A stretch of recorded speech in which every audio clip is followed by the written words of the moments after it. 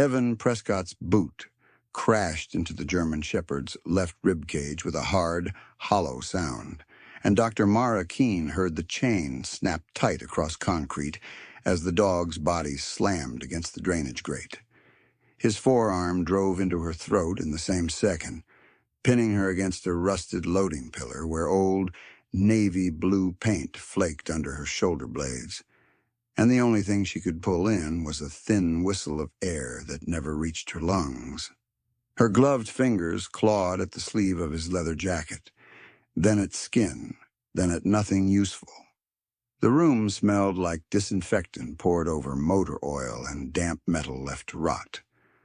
A folding table to her right held 6 preloaded syringes in a stainless tray, 3 clipboards stacked with transfer forms, and a black stamp pad bleeding ink into paper, marked euthanasia authorization in block letters that had already begun to run from humidity. Rex tried to rise again. The chain yanked him down by the collar, steel links scraping in a bright, violent rattle that cut through the factory's cavernous bay and bounced back from concrete walls streaked with salt. He was 87 pounds of tan and black saddleback, coat gone dark as iron and shadow, one ear nicked from old shrapnel, ribs heaving in short, disciplined bursts like a soldier still trying to obey commands long after command had failed him. Evan turned from Mara just enough to kick him again, heel first, and laughed when the dog's front legs buckled. "Stay down," Evan said. Mara's vision tunneled. She had treated collapsed lungs in floodlit field tents and held pressure on arterial bleeds in armored ambulances while rounds struck metal 2 feet away, but this was smaller and meaner, a private cruelty in a dead industrial shell where nobody wore a uniform and nobody feared consequence. She forced her chin down, trying to make space under his forearm, and got half a breath that burned like ice. Her pulse hammered in her ears. Her airway narrowed further. Only air mattered, and she could not get enough of it. 14 people stood inside that abandoned naval machinery factory and watched it happen. 2 junior vets in county-branded scrub jackets stood near a dented compressor unit, frozen with clipboards held against their chests like shields.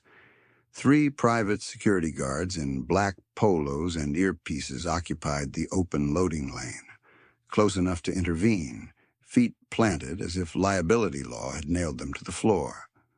4 redevelopment interns in bright Prescott Development hard hats hovered beside a tripod light and a crate of tagged collars. 5 paid urban exploration guests clustered under a hanging chain hoist, phones raised, live stream comments flashing across screens in cold blue light. Not one of them moved. One intern in a white hard hat with Prescott Development, stenciled in red, kept his camera low, angled to capture Mara's legs buckling but not Evan's face. He swallowed, glanced at the nearest security guard, and whispered to his phone, "Don't get me in this." Nobody told him to stop filming. Nobody told Evan to take his arm off her throat. Mara remembered reading that the old factory had assembled propulsion housings for naval auxiliary craft. The building still held onto sound like a wound held onto weather. Every impact doubled. Every gasp returned as an echo.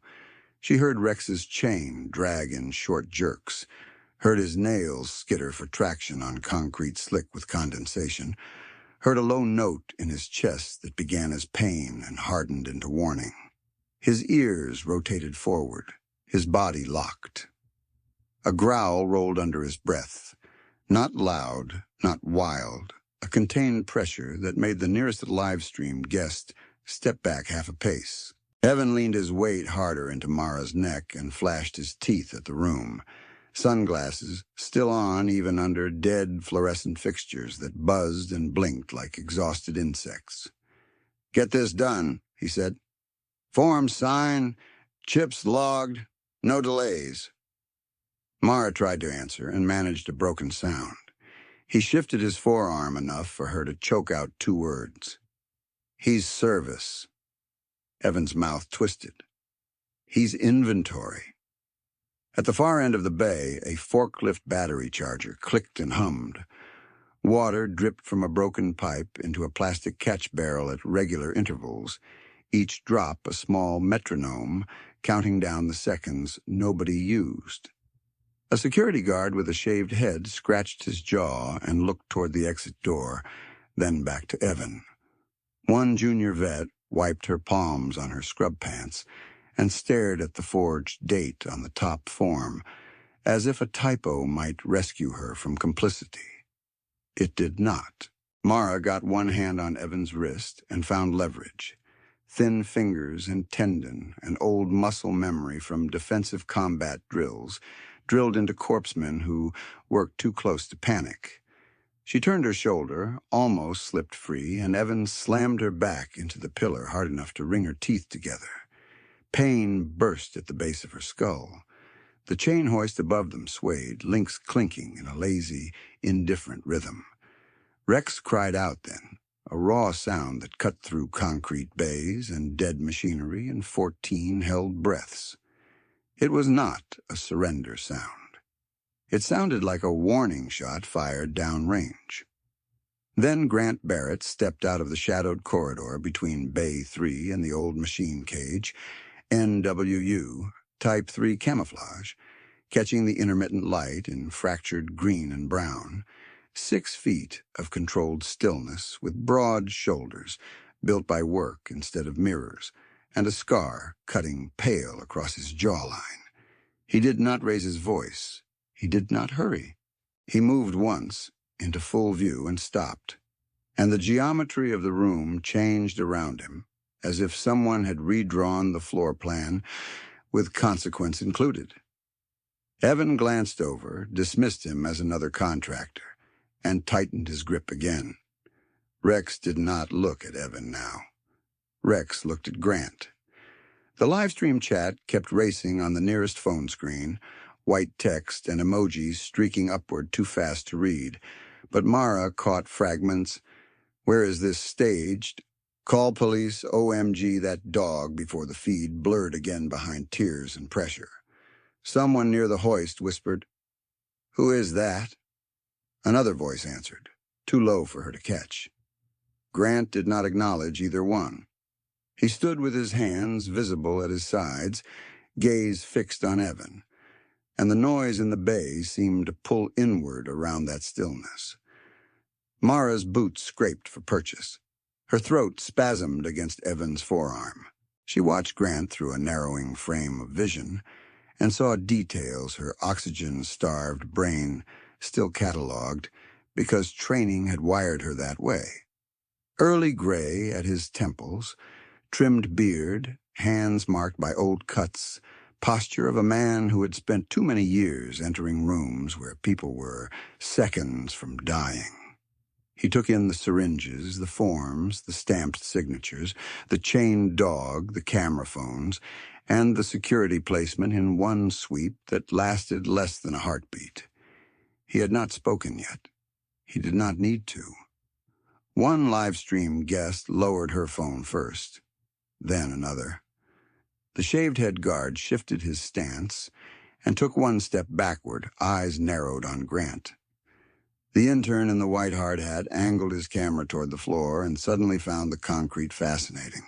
One junior vet set her clipboard down on the table with shaking hands and, for the first time all night, moved toward Mara by 3 inches before freezing again when Evans snapped his head in her direction. Mara counted 14 bodies and understood exactly how many had chosen to watch.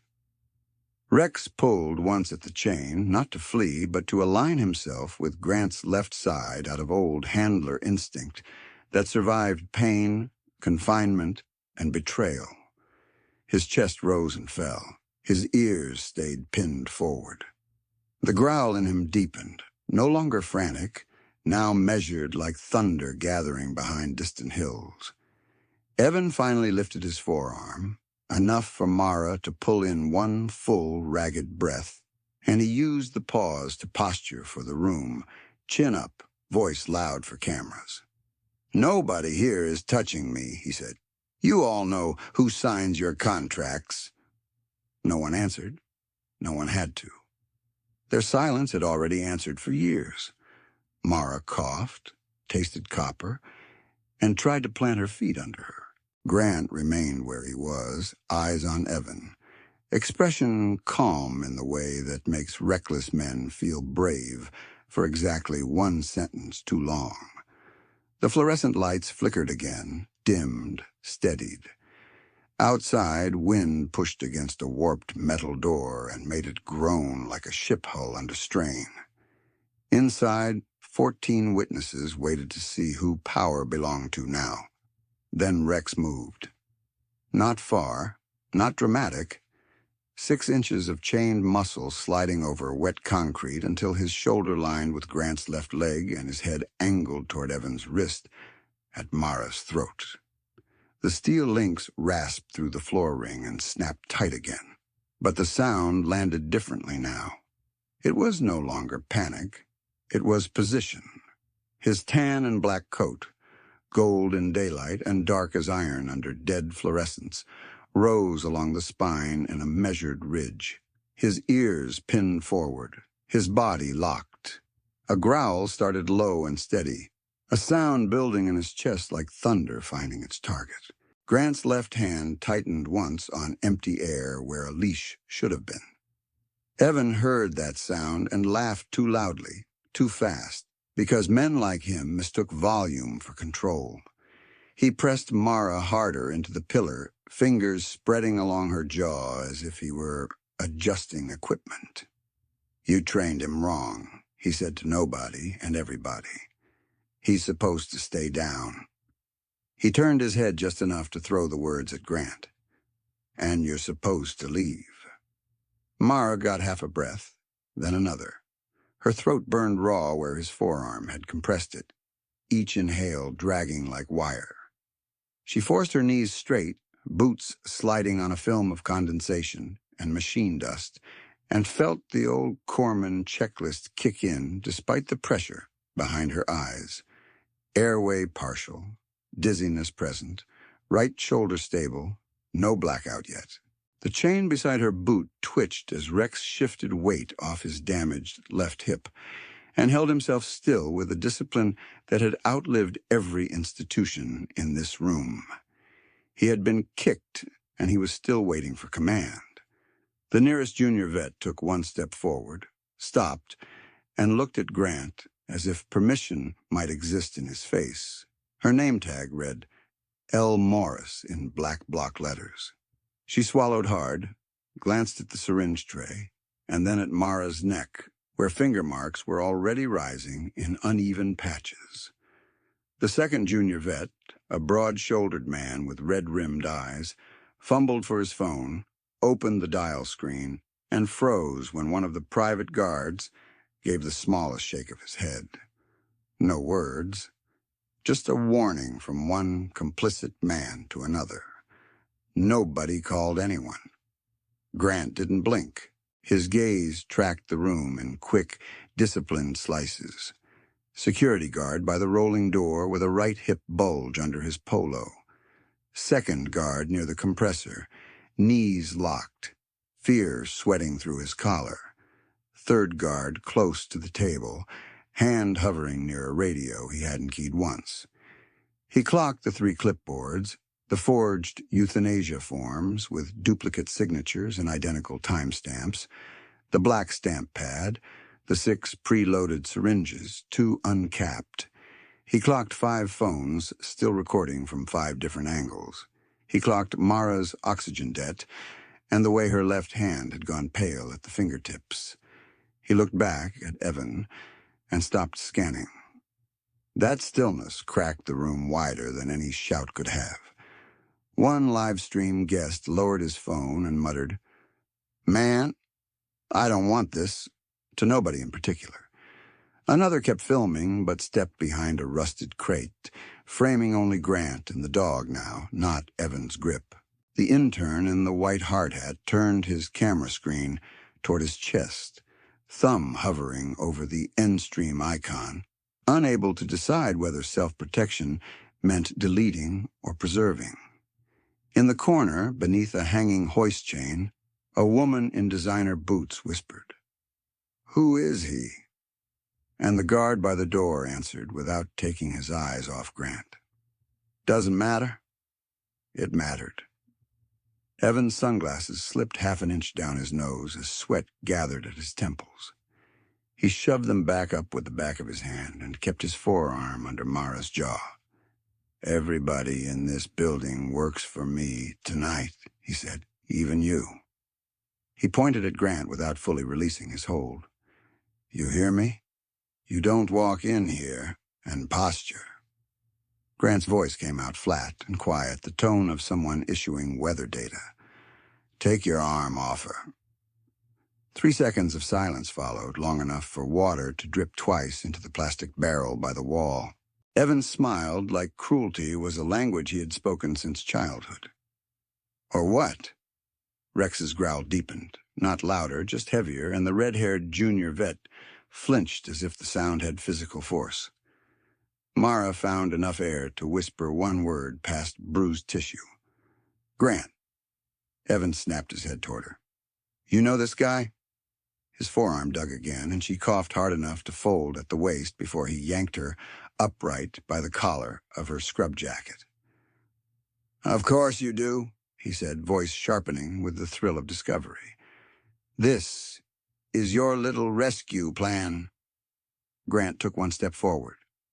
The guard near the table moved to block him and stopped halfway, feet planted, chin tucked, reading something in Grant's face that every man with real training recognized and every bully learned too late.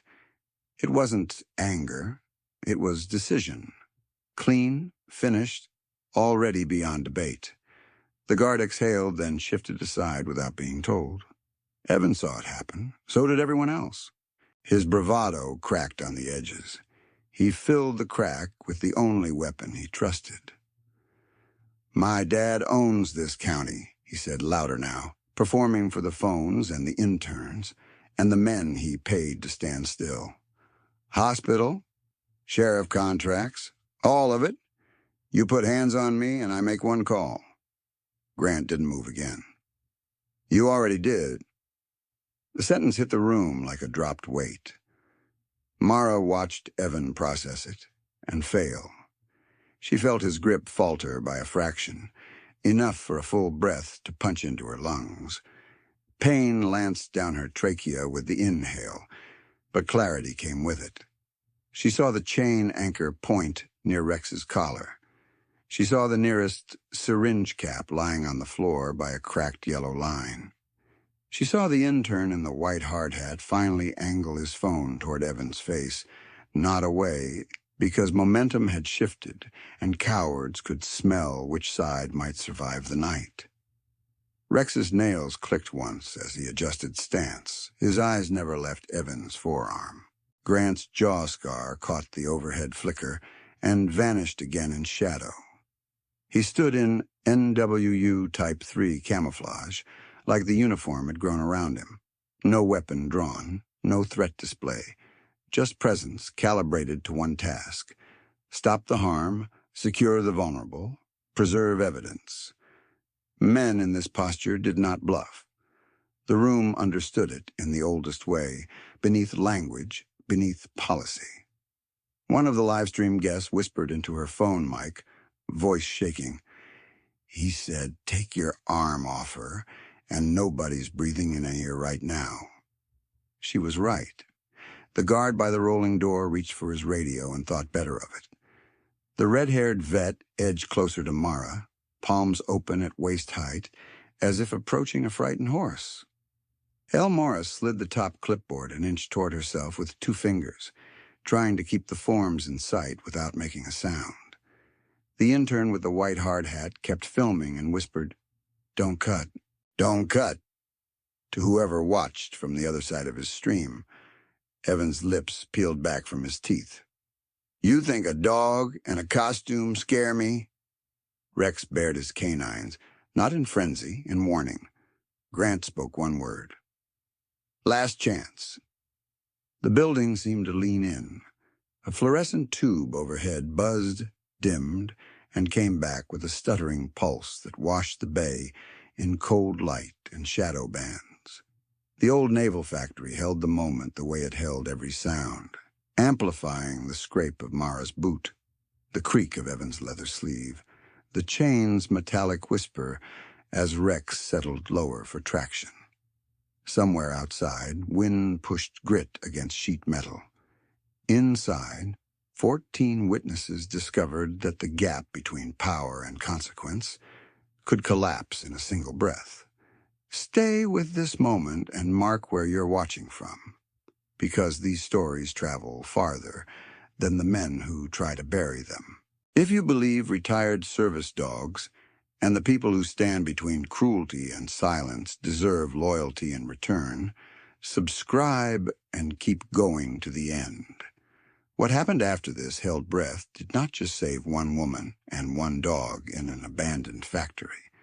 It tore open a system that had hidden behind one family name for 20 years. Now hold that image for 1 second longer. Mara's hand at her throat, Evan's forearm still there, Grant motionless in camouflage, Rex coiled against a chain that should never have been around his neck. The livestream comments kept climbing on cracked screens in that freezing bay, names from towns hundreds of miles apart, piling into a single scroll of disbelief and fury. Strangers who had never met Mara or Grant or Nolan Pike, but knew exactly what they were seeing when nobody in uniform stepped in, and one man did. This was the chapter break cowards feared most, the point where witnesses stopped pretending they were neutral and started choosing what they would carry into daylight. The 5 guests with phones did not lower them now. They changed angles, zoomed, steadied hands, captured faces, timestamps, badge logos on security shirts, lot numbers stenciled on crate sides, every ugly detail that had once vanished in municipal drawers labeled insufficient evidence. Elle Morris slid her own phone out with shaking fingers and photographed the forms before anyone could snatch them back. The red-haired vet, still pale, hit record and focused on the syringe tray, narrating date and time under his breath so chain of custody could survive panic. Even the intern in the white hard hat who had whispered, "Don't get me in this," lifted his chin and said to his stream, voice breaking, "Prescott's got her by the throat." Because cowardice was easier before consequence stepped into frame, Grant listened without looking away from Evan. He heard the evidence building and filed it in real time. Source angles, witness count, audio clarity, identity markers. He heard fear turning into testimony, one trembling sentence at a time. He heard Rex breathing beside him, short and controlled, each exhale a metronome against the concrete. He heard Mara trying to swallow around bruised tissue and stay upright. He heard Evan's breath speed up in the tiny gaps between threats, the first biological betrayal of a man who had always mistaken impunity for strength. No sirens came. No dispatcher voice cut through a radio. No deputy boots hit the loading dock. Only the old factory sounds and the new sound of people deciding, too late but still in time, that silence had a price. You could feel the room making that decision in layers. The guard at the compressor unclipped his earpiece and let it dangle. The guard by the rolling door took 2 slow steps back and raised empty hands where cameras could see them. The third guard, closest to Evan, stared at Grant for a long second and then moved his body half a pace off Mara's exit lane, creating space he could deny later if questioned, and that everyone in that bay would remember anyway. Small motions, real shifts. Systems collapsed exactly this way, one compromised man choosing self-preservation over allegiance when confronted by someone he could not intimidate. Evans sensed the erosion and lashed out with the only script he knew. "Nobody leaves," he snapped at the room. Stop filming. Every one of you." He jerked Mara against the pillar, trying to reassert ownership through force, and she gasped, knees buckling before she locked them again. "You hear me? Phone's down." Nobody obeyed. Grant's voice cut through, calm and absolute. "Arm! Off!" Rex's growl rolled higher, not loud, just undeniable. And the whole bay held, balanced on one command away from breaking. Now let's go back to the beginning, to the hour before anyone in that freezing bay started recording, when Dr. Mara Keene still believed procedure could protect what people would not. She was 32, 5'6", shoulders set in the compact posture of someone who had spent years lifting stretchers in bad weather. And she still moved like a corpsman even in veterinary scrubs. Direct line to the wound, no wasted motion, no theatrics. She had done 2 deployments as a Navy hospital corpsman attached to Marine elements, and she had learned early that fear came after the checklist, not before. Airway first, bleeding second. Keep breathing, keep counting, keep your hands steady. The military had given her discipline and migraines and a scar along her right forearm from a blown truck mirror in Helmand. Civilian life had given her quieter damage. Her sister Lena died in a winter rollover on Route 18 4 years earlier, and Mara became guardian to Lena's son, Owen, before the funeral flowers wilted. Owen was 9 now, type 1 diabetes, diagnosed at 6, bright, stubborn, fascinated by weather maps and mechanical pencils. He organized his insulin pen needles by color in a plastic caddy on the second shelf of their refrigerator. Next to a carton of almond milk and a sticky note Mara replaced every Sunday with dosage reminders in black marker. On nights, Mara worked the graveyard rotation. She preloaded his breakfast container and taped a second note inside the cabinet door. Carb counts, emergency contacts, when to text her if his monitor alarmed. She had set the ringtone for his number to a single ship bell tone, the same one she used on deployment radios for priority traffic, and even in exhausted sleep she woke to it in one breath. By the second week of October, she had stopped pretending day shifts could keep them afloat. Overnight relief paid 18% more, and overtime paid for insulin supplies insurance kept reclassifying as non-essential. So she took every shift other people declined. Post-midnight trauma calls, end-of-life consults, county overflow intake. She slept in fragments. She drank coffee that tasted like burned rubber. She kept an extra hoodie in her locker because clinics were always too cold between 2 and 5 a.m. when fatigue made everyone honest, and the truth of a place finally showed. The truth of Cedar Falls County Animal Services was numbers on a spreadsheet.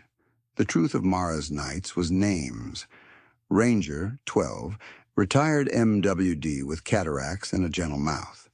Ellie, shepherd mix, broken dewclaw and perfect manners. Bruin, old Malinois, who still sat on command even while tremoring from arthritis. Dogs came in tagged with intake codes and transfer orders, and Mara read every line before she signed because signatures were how institutions moved guilt from one desk to another. 3 months before the factory night, county administration outsourced retired K-9 processing to a private contractor called Harbor Range Logistics, a company with a clean website, a post office box, and no actual clinic license attached to its operating address. The address was the old Naval Machinery Factory near Dock Line Road. Nobody in county leadership asked for her opinion. They asked for her credential number. She gave it, because refusal would get her replaced by someone less careful, and dogs with service records would disappear faster. Her supervisor at the relief clinic, Dr. Alan Sethi, was 61 with steel gray hair and hands that shook only when he was angry. He called her into the supply room one morning at 6:40 After a shift of emergency bloat surgery and 2 euthanasias nobody could afford to postpone, the room smelled like alcohol prep pads and cardboard. He closed the door, lowered his voice, and held out a clipboard. "County transfer witness assignment," he said. "Friday night. Factory site." Mara scanned the form. Single physician witness required for chain of custody signatures on retired Service K-9 transfers prior to dawn movement. Her name was already typed into the line. "This isn't a clinic," she said. "It's legal on paper," he said. "Paper signed by who?" He gave a tired half smile with no humor in it. "People with buildings named after their fathers." She looked up from the form. "I can refuse." "You can," he said. "Then they'll pull your county privileges by Monday and call it staffing realignment." She held his gaze. "You're telling me to go?" "I'm telling you to document everything," he said.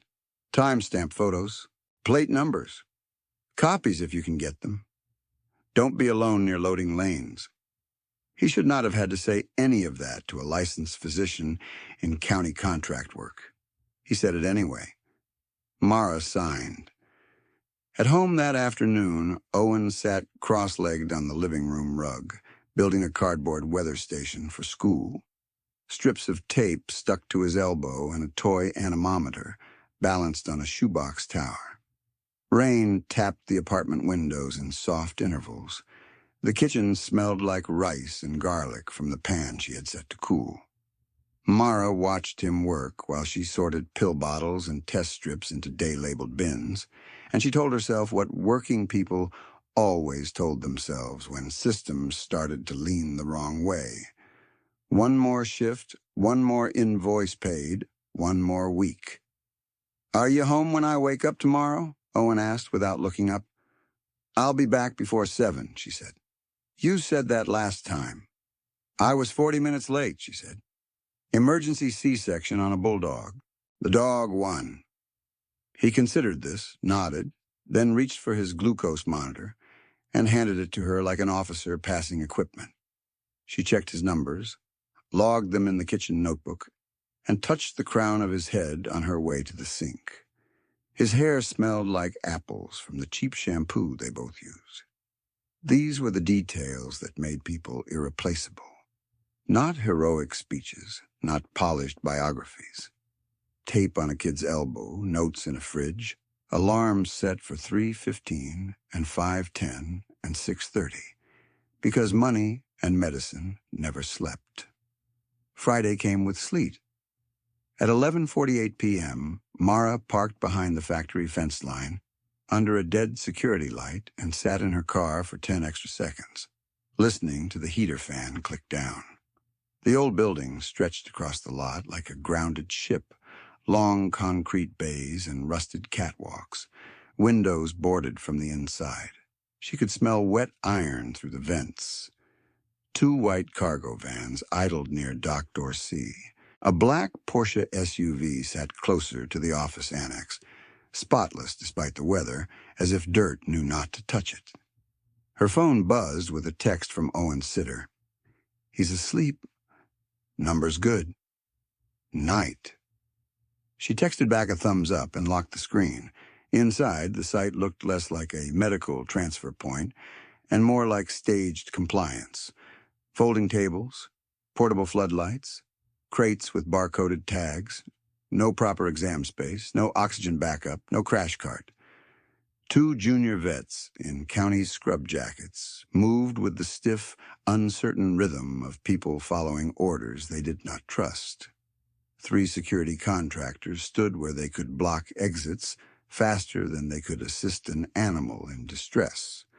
4 interns in Prescott Development hard hats carried clipboards and talked in quiet bursts about redevelopment zoning as if they were touring a warehouse, not processing living creatures with military service histories.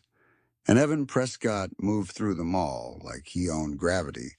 He was 26, sharp haircut, leather jacket, designer sneakers clean enough to reflect light, and those $400 sunglasses still on indoors after midnight because performance mattered more than sight.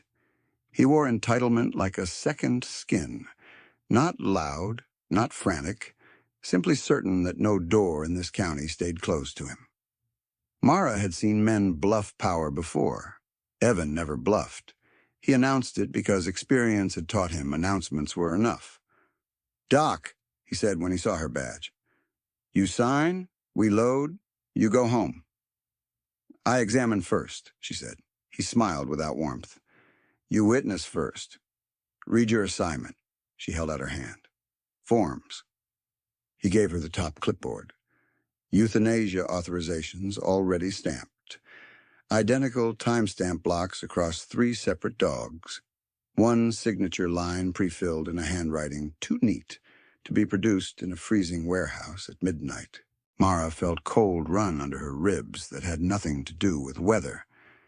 "These are pre-executed," she said. "They're efficient," Evan said. "Efficiency isn't legal authority." He tilted his head, amused. "Authority is my father's last name on half this town." That was not exaggeration. Prescott Memorial Hospital dominated the East Ridge skyline in polished glass. Prescott Hall sat at the center of Cedar Falls Community College, donor plaque visible from the main road. The sheriff's tactical training wing carried a brass dedication plate to Charles Prescott, whose civic generosity had funded its expansion. Prescott Development held municipal contracts from stormwater retrofits to decommissioned industrial resale. County board members attended Prescott charity galas and called it partnership. Deputies worked off-duty event security for Prescott properties and called it moonlighting. Complaints against Evan accumulated in filing systems, then dissolved under missing footage, witness recantations, and procedural defects, too consistent to be accidental. Mara knew because she had filed one. 6 weeks before that sleet-soaked Friday, she reported a sedation discrepancy tied to a Harbor Range transfer. Microchip scan mismatch, dosage entry altered, signature block changed after she left site. She submitted photos with metadata and a written statement to county compliance. 3 days passed before a deputy called and asked whether she might have been overtired on overnights. 10 days passed before Risk Management sent a letter thanking her for her concern and closing the matter for insufficient corroboration. The attached page included a typo in her name and the wrong date of incident. She kept the letter anyway. When she challenged Evan that night, he did not argue records. He leaned one shoulder against the table and watched her read. "You can sign now," he said, "or I can make one call, and your clinic loses county access before breakfast." "Threats are recorded," she said. He lifted his chin toward the interns and livestream guests near the hoist. "Record this, too. Docs delaying veteran transfer. Put that in the caption." One intern laughed because he thought this was banner. Another stared at the floor. The 2 junior vets exchanged a look that said they had seen this script before and survived by staying smaller than it. Mara set the clipboard down. "Bring me the first dog." Evan's smile thinned. "You don't set sequence." "I'm the licensed witness of record." "Temporary witness," he said. "Replaceable." She met his eyes. "Not tonight." The room went quiet in that careful way institutions get quiet when someone says no to the wrong family. Outside, wind rattled sheet metal against the fence. Inside, Evan straightened and tapped the edge of his sunglasses with one finger, a small signal that made both security guards near the loading lane shift closer by habit. Not to protect her, to shape options, to remind everyone which outcomes were routinely funded. Mara felt the pressure map settle around her and understood the architecture clearly. Private contractor as front, county signatures as cover, medical authority reduced to a rubber stamp, law enforcement donation and network available as deterrent.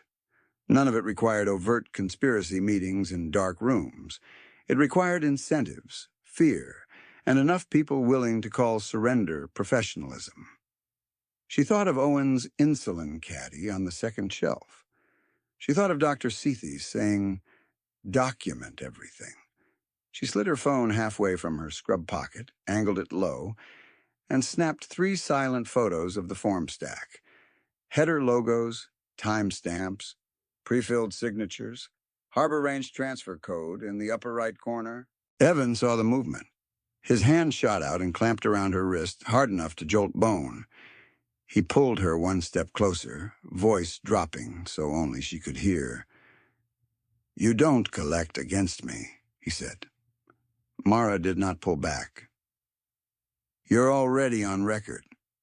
He tightened his grip, then released with a sharp shove that sent her shoulder into the rusted pillar by the table. Pain flashed down her neck.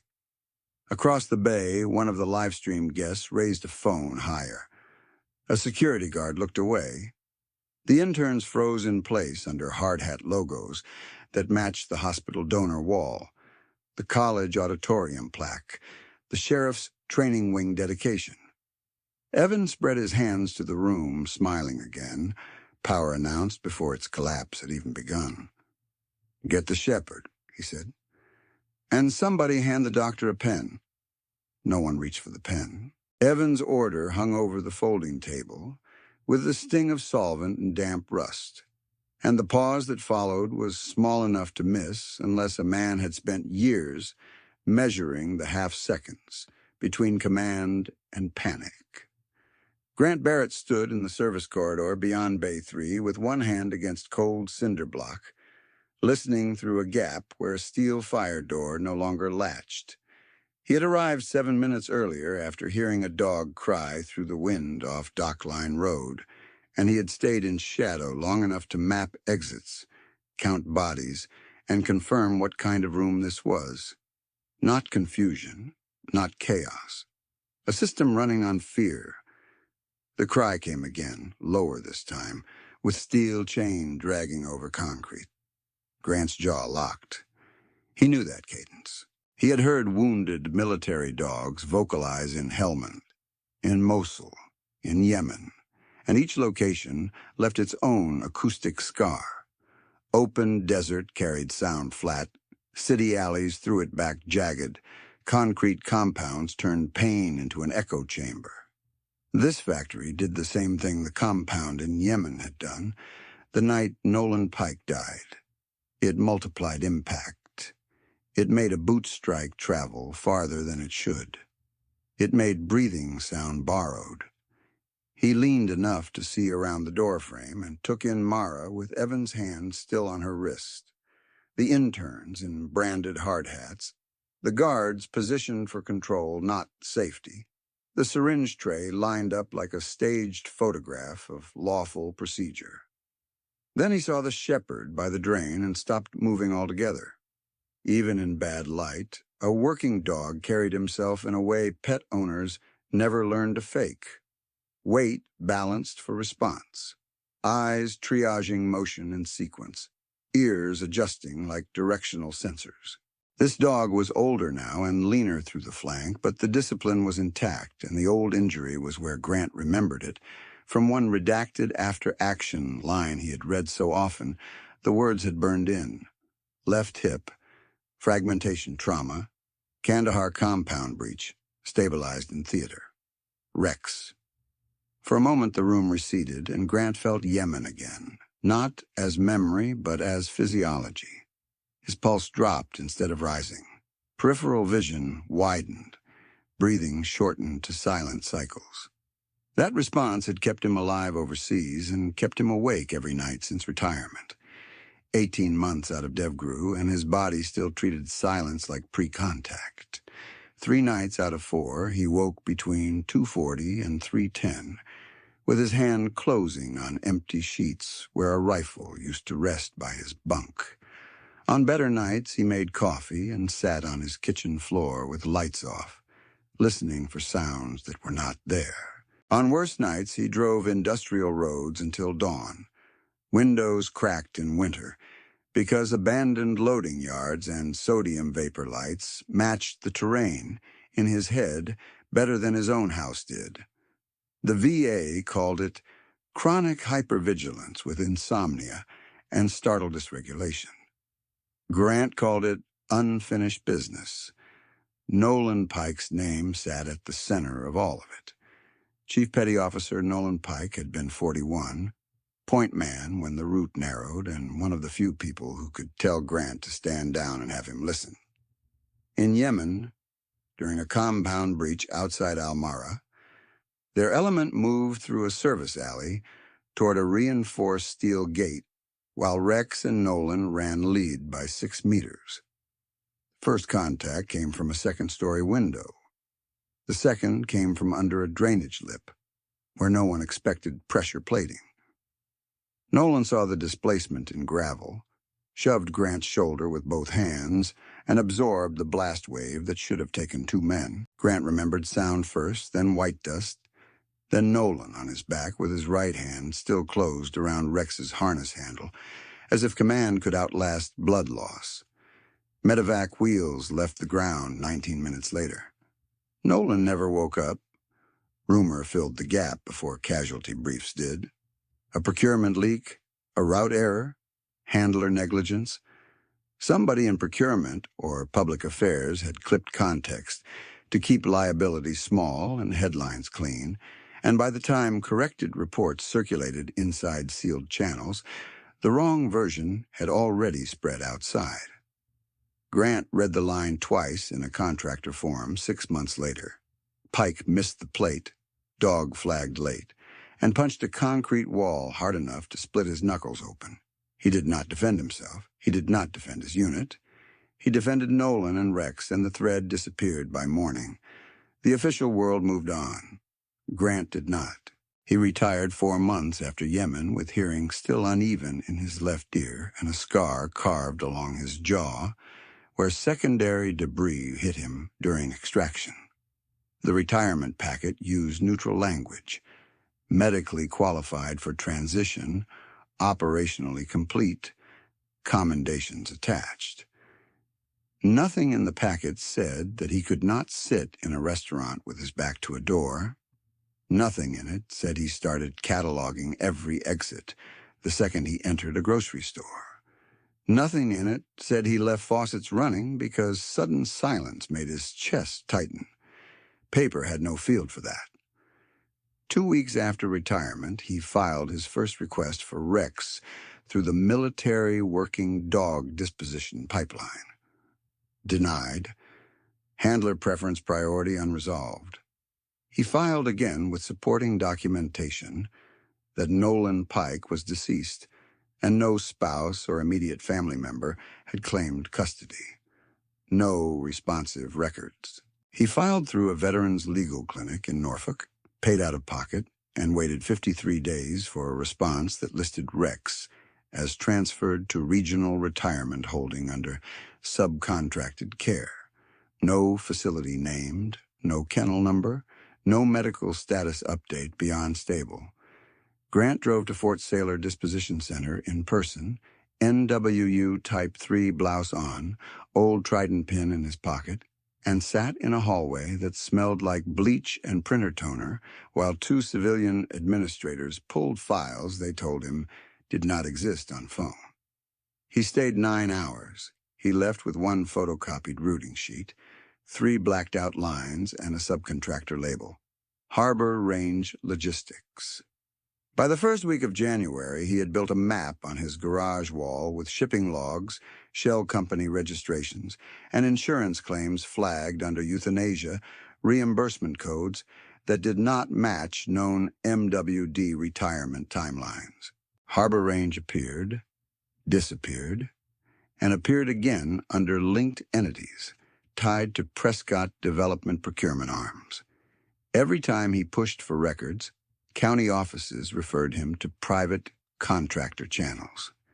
Every time he called private contractor channels, he got voicemail boxes that filled and reset every Monday. He kept calling He also kept driving at night. At 3:17 on a sleet Friday, his truck rolled past the old naval machinery site. Because his route always cut dock line when sleep refused to come, and that was when he heard the first cry through the cracked window. Not a stray bark, not random noise, a contained, trained distress call with breath control still in it. He killed headlights, parked behind an old compressor skid, and walked the fence line with his phone on low-light mode, taking plate photos and gate chain shots before entering through a side access panel someone had failed to lock. Now he stood 12 yards from the folding table and watched Evan Prescott press ownership into every movement. Grant did not reach for his phone. He already knew where a local dispatch call would route. Sheriff deputies, trained in a wing funded by the same family name, stenciled across intern hard hats. Response times that stretched when complaints came from hourly workers. Body cam failures that clustered around specific addresses. He had seen the pattern in public records and in silence. He would call, but not local. First, he needed live evidence intact and breathing civilians out of immediate harm. Mara shifted her shoulders against the pillar, and Grant recognized her from a county hearing live stream he had watched 3 weeks earlier, with the sound muted. One of those procedural meetings where people learn to say concern while voting yes. She had testified about sedation discrepancies and transfer irregularities. Hands flat on a podium, voice steady even when board counsel interrupted her twice for relevance. She had walked out under fluorescent hallway lights while 2 men in Prescott lapel pins smiled at each other near the exit. She was still here because she had not backed down. That told Grant enough. Evans snapped his fingers at a junior vet. "Pen? Now." The young man flinched and looked to the nearest guard for permission. Grant stepped from shadow into the spill of failing fluorescent light. He did not announce himself. He did not hurry. He moved with the same economy that had carried him through stacked hallways overseas, shoulders square, hands visible, gaze level. The room reacted before language caught up. One guard adjusted stance and then reversed it. A live-stream guest lowered her phone and raised it again at a different angle. Mara's eyes found him, not with surprise, with recognition of capability. Rex's head came up hard enough that chain links struck concrete with a bright metallic crack. The dog locked on Grant in one look and held. No whine now. No panic vocalization. Just focus. Grant saw the service collar under rust and grime, old brass plate half obscured but still stamped with unit formatting he would recognize blind. He saw a scar line across Rex's left hip, where fur grew thinner over shrapnel tissue. He saw muscle loss from prolonged restraint and the slight hesitation before weight transfer that meant chronic pain untreated for too long. He saw all of it in less than a second and felt something clean and cold settle behind his ribs. This was not neglect by drift. This was deliberate extraction of value. Rex had been 9 when they listed him for retirement. 87 pounds at last verified intake. 6 deployments between Afghanistan and Yemen. 23 documented life-saving alerts across explosive detection and ambush preemption events, including 2 that prevented coalition casualty clusters during route clearance rotations near Kandahar Highway 4. Those numbers had once followed his name in internal commendation briefs. Here in this bay, he was reduced to a barcode, zip-tied to a crate, and a forged euthanasia form waiting for a signature from a doctor under coercion. Grant felt the old wound in his left shoulder pulled tight, scar tissue stiff in cold, damp air.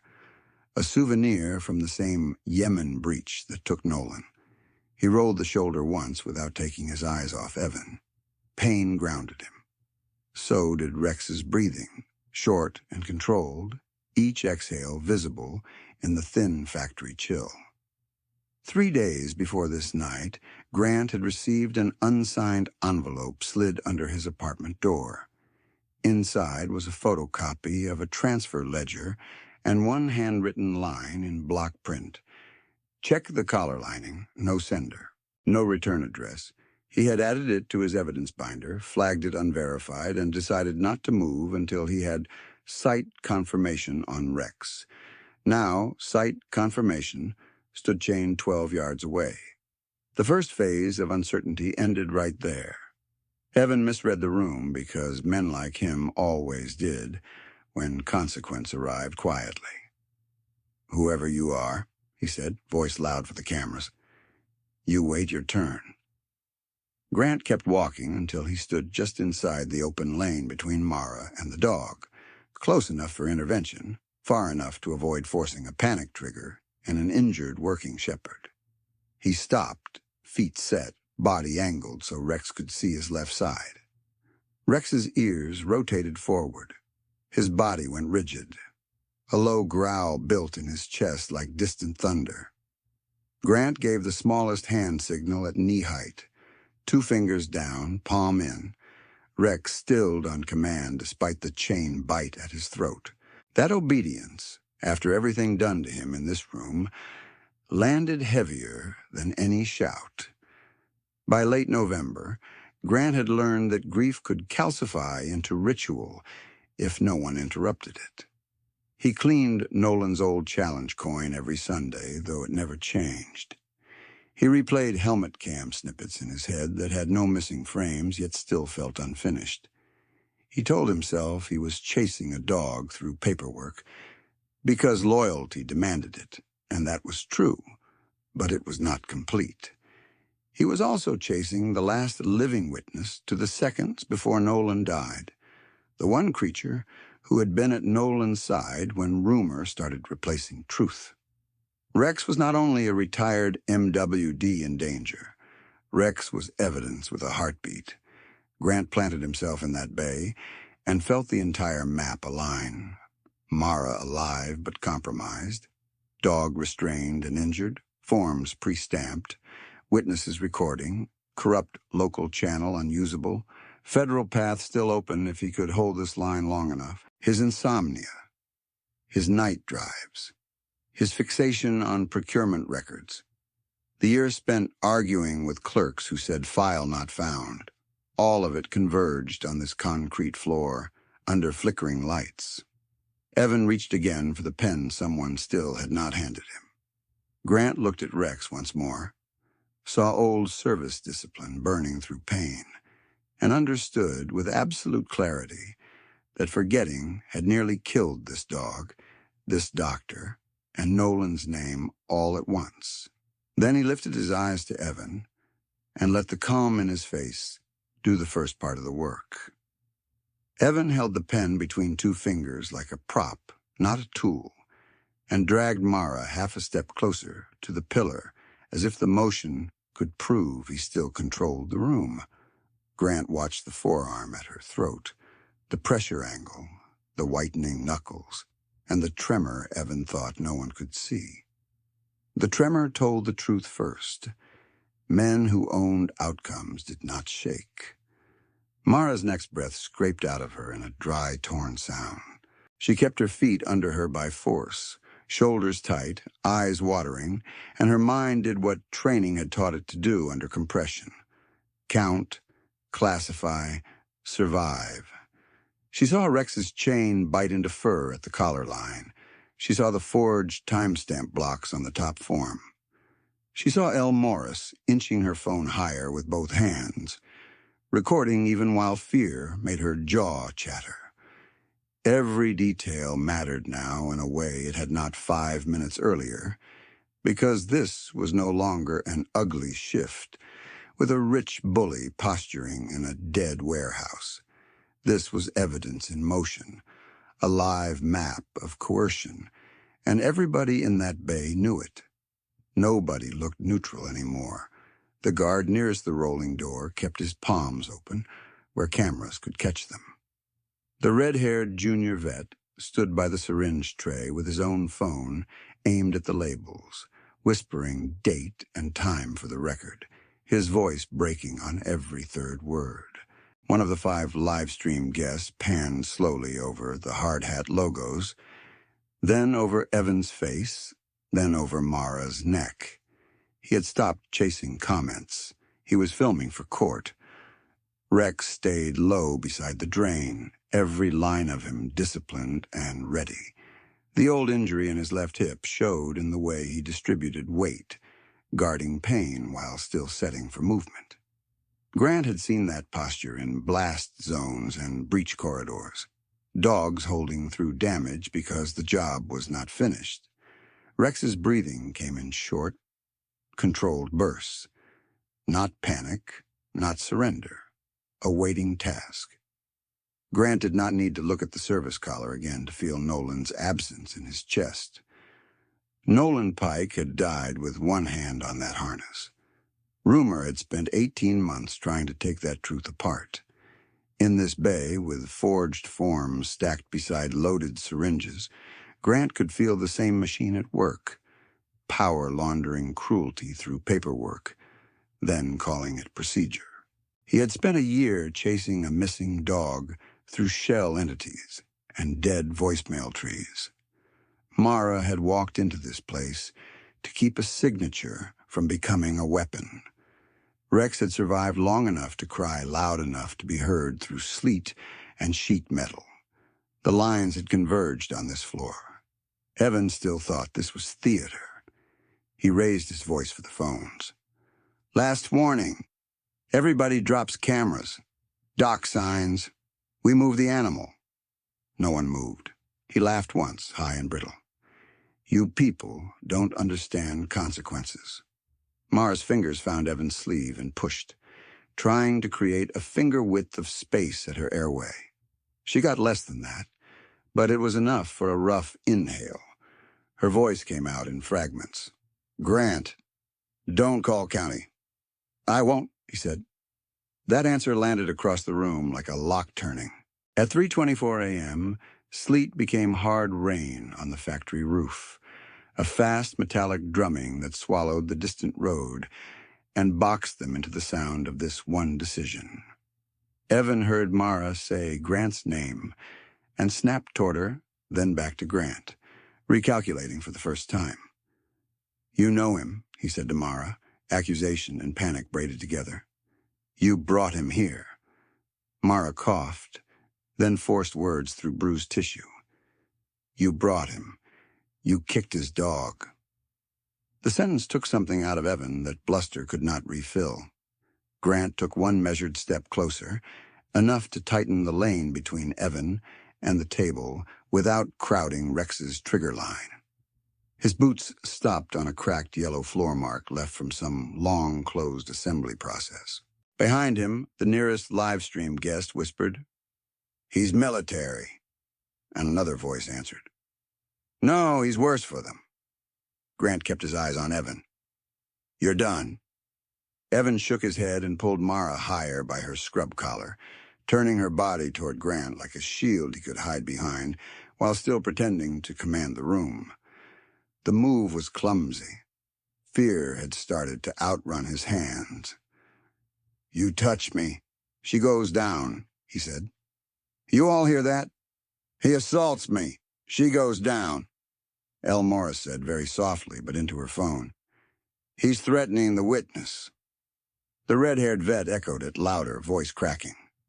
Threat against witness, recorded. The intern in the white hard hat, the one who had whispered, Don't get me in this, raised his camera until it framed Evan full on, and said to his feed, Prescott's still got his arm on her throat.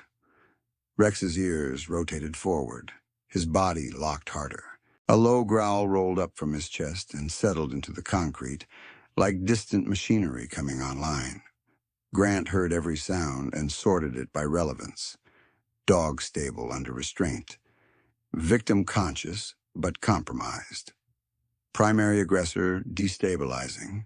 Witnesses now self-documenting. Security personnel non-committal.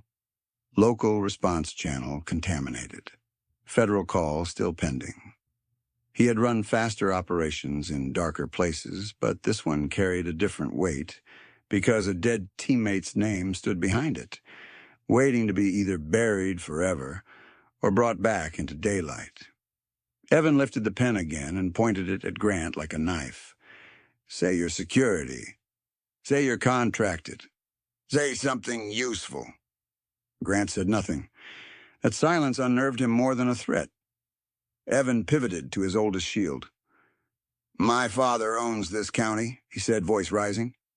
Hospital, sheriff contracts, board seats. I make one call, and you disappear. Grant's expression did not move. Not a blink. Not a jaw shift. The calm in him was not passive. It was the kind built under incoming rounds, under broken comms, under casualty clocks that did not care who your father was. Evan saw it and faltered, because he had spent his life reading Social Fear and finding leverage in it. This was different. There was no leverage point in Grant's face, no bargaining surface. Grant finally spoke. Let her go. 3 words. Flat. Final. Even the rain seemed to drop back a fraction. Evan barked a laugh that convinced no one, least of all himself. Or what? Your old dog bites me and you get a medal? Rex rose. He came up on all 4 with a controlled surge that snapped chain links taut and pulled a hard metallic shriek through the bay. His hackles lifted in a dark ridge. His head came level with Evan's wrist. He did not lunge blind. He set his feet, locked eyes on the limb obstructing Mara's airway, and held, waiting for command like the years between deployment, and this night had never happened. The 3 guards all stepped back at once. One of them swore under his breath and unhooked his radio from his belt, letting it hang by the cord. Another put both hands above shoulder height without being told. The third looked from Rex to Grant, and then lowered his gaze the way men did when they recognized they had wandered into a chain of command they could not challenge. Mara felt Evan's forearm shift, just enough to get air deeper into her chest. Pain speared down her throat with the inhale. She kept her eyes open through tears and fixed on Grant's left hand, waiting for a signal, because she understood exactly what was happening now. This was no random rescue. This was coordinated control under pressure, human and dog reading each other in fractions of a second. Evan's mouth opened and closed once before words returned. Call them, he snapped at the nearest guard. Call Sheriff Dunleavy. Tell him it's me. No one touched a phone to dial out. A live-stream guest answered instead, voice shaking but clear. Sheriff can watch the replay. Another added, State investigators are tagged already. The comment feed light from 3 phone screens reflected in Evan's sunglasses. For the first time, he looked trapped by his own optics. A man who had always weaponized cameras, now caught by them from every angle he did not control. Grant spoke again, quieter than before. Arm. Off. Rex's growl deepened in perfect sync, a bass note of intent. Evan stared at Grant and finally saw it. Not anger, not performance, not a civilian bluff that folded under legal threats. He saw operational certainty, the cold arithmetic of someone who had already accepted risk and chosen outcome. He saw the jaw scar, the uniform worn like armor, the scarred hands held still because force was available and therefore did not need display. He saw, with a delay that arrived years too late, that he had never once in his life stood across from a man who could not be bought, flattered, or frightened. His fingers loosened on Mara's collar. Just a little. Enough for hope to enter the room. Grant did not move yet. He watched Evan's eyes, not his mouth, and waited for the exact instant decision, turned to action. Rex stayed up, chain taut, body aligned with Grant's leg and Mara's airway, every muscle asking one question and holding for the answer. Evan swallowed hard. The pen trembled in his hand. When he spoke again, the threat was gone, replaced by something he had never needed before and did not know how to use. "Who are you?" Grant held his gaze and let the question hang unanswered, while the room, the rain, the cameras, and the dog all bore witness to the same realization settling over Evan Prescott's face. He had made the worst mistake of his life. Evan's hand opened, and the pen clattered across concrete with a sound that made everyone jump. Grant moved on that sound. One step in, left forearm cutting between Mara's throat and Evan's arm, right hand trapping Evan's wrist and turning it down and away in a short, efficient arc that broke the hold without throwing a strike. Mara folded forward, coughing hard, both hands at her neck, air tearing back into her chest in ragged pulls. Evan tried to wrench free and found himself bent over the edge of the folding table, cheek against forged forms, Grant's weight pinning his shoulder just enough to end the argument. "Hands visible," Grant said. Rex hit the end of the chain with a bark that cracked through the bay, then held, body trembling with restrained drive. Grant glanced once, gave a two-finger signal, and Rex dropped into a rigid down beside Mara's boots, eyes fixed on Evan. The room broke out of paralysis all at once. Morris rushed to Mara with a trauma light from her scrub pocket, checking pupil response while the red-haired vet grabbed a saline bottle and gauze. The guard who had unclipped his earpiece raised both palms higher and stepped away from the table. The intern in the white hard hat kept filming and said, voice shaking but clear, "Timestamp 3:27. Subject released victim after command intervention. Cameras still rolling."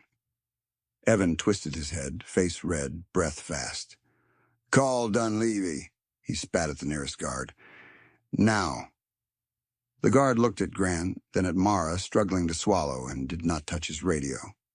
Grant shifted pressure and took Evan's phone from his jacket pocket. The lock screen lit with missed calls from Dad and one unread message from Sheriff D. Grant held the screen toward L. Morris's camera then set it face up on the table, beside the stamp pad, the syringes, and the top clipboard, so all three phones nearest him captured the same frame. "Don't touch that," he said to nobody in particular. Mara got enough breath to speak. "Chain," she whispered, pointing at Rex's collar ring. Grant crouched without fully releasing Evan, slid a hand under Rex's jaw, and found the quick link. Rust flaked under his thumb, but the mechanism turned. The chain dropped in a heavy coil. Rex didn't spring. He rose carefully, favoring the left hip, and pressed against Grant's leg, waiting. "Good," Grant said, voice low. Outside, rain hammered sheet metal for another minute before softening to a steady hiss. Inside, Grant nodded at the red-haired vet. "Count and bag every syringe on camera. Caps too. Say lot numbers out loud." The vet swallowed and obeyed. 6 preloaded syringes, 2 uncapped. Ketamine label scratched. Lot 7194. "Recording continuous." "Forms next," Grant said. L. Morris slid each clipboard into clear specimen bags from a crash kit, reading headers as she worked. "Harbor Range Logistics Transfer. Euthanasia Authorization pre-stamped. Identical timestamp blocks. 3 signatures, same pressure pattern." She glanced at Mara, then kept going. Black stamp pad saturated. Ink run from humidity. Grant looked at the intern in the white hard hat. "You said don't get me in this. You're in it now. Keep filming faces." The intern nodded too fast, then steadied his phone on Evan, on the guards, on the table, on the hard hat logos, on the crate tags. One by one, the 5 live-stream guests called out their stream handles and confirmed AutoCloud backup was enabled. Nobody laughed anymore. Grant keyed his own phone with his free hand and called the NCIS duty desk from memory. "This is Grant Barrett, retired Navy. Credential number attached to prior submission on diverted MWD transfers. Active scene at Dock Line Road, Naval Machinery Plant. Coercion in progress stopped. Injured licensed physician on site. Retired MWD recovered alive.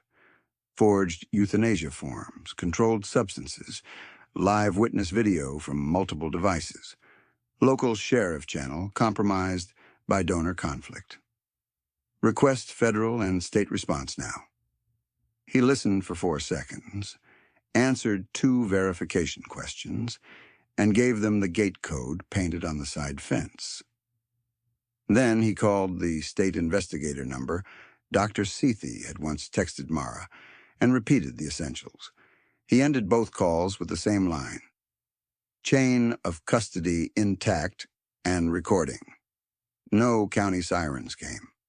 42 minutes later, 2 NCIS vehicles rolled through the loading door with state investigators behind them and body cameras already running.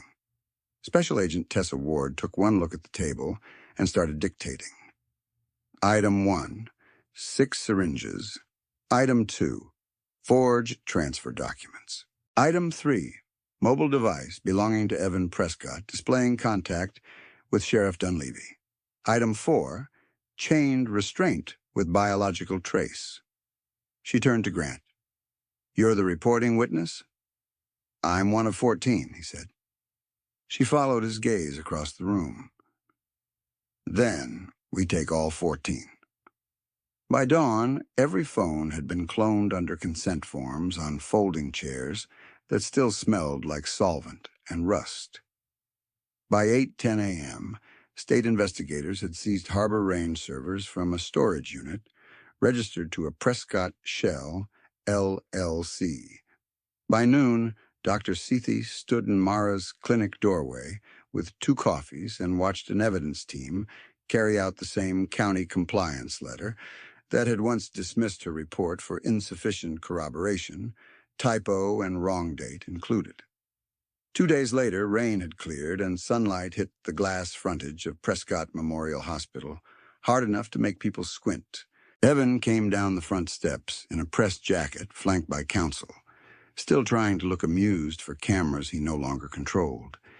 He saw the marked units from state investigators, saw NCIS at the curb, saw live stream phones already up, and stopped walking. Agent Ward met him halfway. "Evan Prescott, you are under arrest for fraud, coercion, evidence tampering, and animal cruelty offenses under state and federal referral. Turn around." His lawyer stepped in. "This is politically motivated." Ward held up a clear evidence sleeve.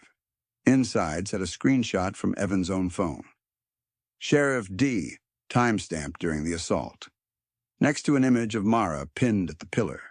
Behind it, another sleeve showed donation ledgers from Prescott Development to the sheriff's training wing tied to off-duty security rosters at the factory.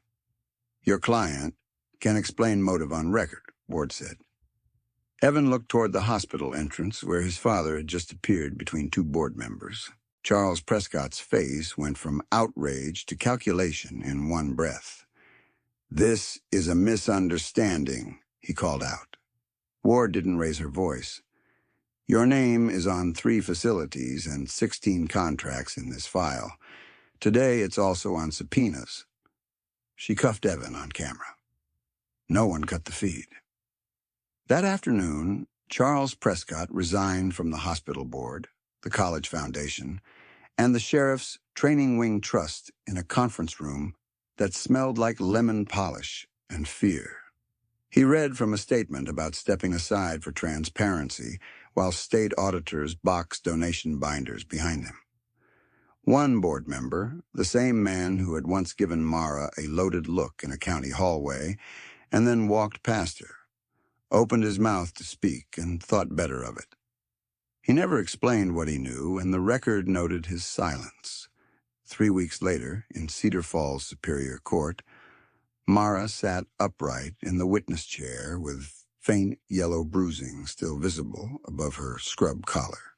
Owen watched from the second row beside Dr. Sethi, backpack at his feet, insulin kit in the side pocket, eyes fixed on his aunt like she was the only stable point in the room. Grant sat near the aisle in NWU Type 3, hands scarred, jaw tight, Rex at heel in a service vest, with a fresh county-issued retirement tag that replaced the rusted chain. "Did you file a report before the incident night?" the prosecutor asked. "Yes," Mara said. "Sedation discrepancy, microchip mismatch, altered signature block." "What happened?" Deputy Callback asked if I was overtired. "County closed it for insufficient corroboration." And the prosecutor held up the old letter. "Is this the closure notice with your name misspelled and wrong incident date?" "It is." The jury looked from the letter to the evidence monitor, where the factory footage played. Evan's forearm at Mara's throat, his voice saying, "My dad owns this county." Grant's command, Rex rising, witnesses filming. One by one, L. Morris, the red-haired vet, and 2 live-stream guests confirmed chain of custody and cloud timestamps. The guard who had shaken his head to stop a 911 call in the early minutes took a plea and testified to prior instructions: stand down unless Prescott says otherwise. Sheriff Dunleavy invoked privilege twice, then lost it when Ledger Exhibits tied his office scheduling to Prescott-funded training consults. After lunch recess, Agent Ward introduced one final item from the factory scene: Rex's old service collar. Grant felt his pulse jump once when she said it. The handwritten line from the anonymous envelope, check the collar lining, had sat in his evidence binder for months like a dare. NCIS lab techs had opened the stitched seam under controlled conditions and recovered a wax-wrapped micro SD card no one had inventoried in any transfer file. Ward placed still images on the screen: helmet cam footage, Yemen Alley, gravel displacement near a drainage lip, Nolan Pike's voice, clear through static: "Plate, move." Then the shove, then blast.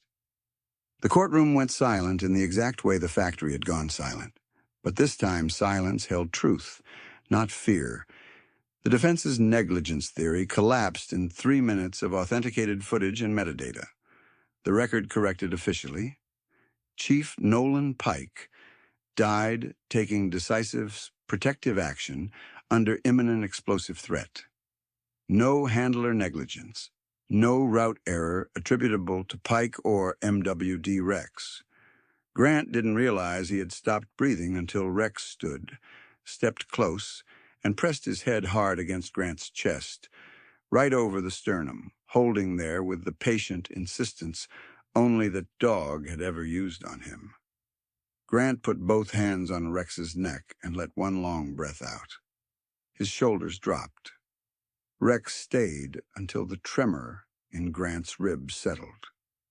In the corridor afterward, Mara knelt despite the ache in her throat and touched Rex behind the ears.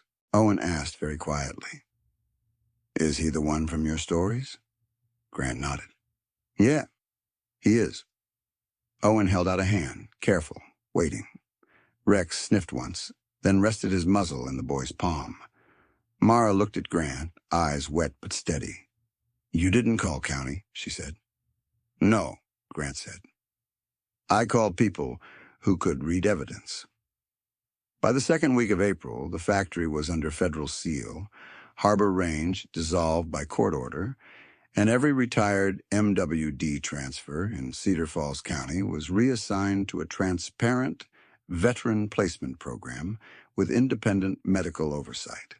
The syringes, forms, stamp pad, chain, phones, clone streams, compliance letter, donation ledgers, and collar card were all entered, logged, and adjudicated. Nothing vanished into a municipal drawer this time. On a cold morning with clear light, Grant took Rex to Nolan Pike's grave at the Veterans Cemetery above the river. He said